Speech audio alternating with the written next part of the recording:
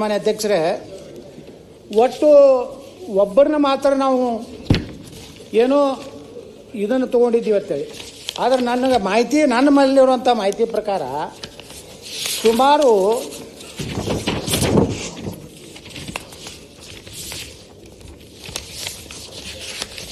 ಪ್ರಶ್ನೆ ಏನು ಇಲ್ಲ, ಪ್ರಶ್ನೆ ಅಧ್ಯಕ್ಷರೇ, ನಂದು ಬರೋಣನೆ ಯಾಕೆ ತಾವು ಸ್ವಲ್ಪ ಗಂಭೀರವಾಗಿ ಮೇಲೆ ಕೂತ್ರೆ ಪ್ರಶ್ನೆ ಬರಲಿ ಅನ್ಕೋತ ಕೂತ್ರೆ ನಾವು ಓಕೆ ಟಾಟಾ ಬಾಯ್ ಬಾಯ್ ಅನ್ಬೇಕಾಗ್ತದೆ. ಸ್ವಲ್ಪ ನನಗೆ ಸಮಯ ಕೊಡ್ರಿ. ನಾವು ಯಾಕಂದ್ರೆ ಅಷ್ಟು ವಿದ್ಯಾವಂತರಲ್ಲ, ಮುಗಿಬೇಕಲ್ಲ.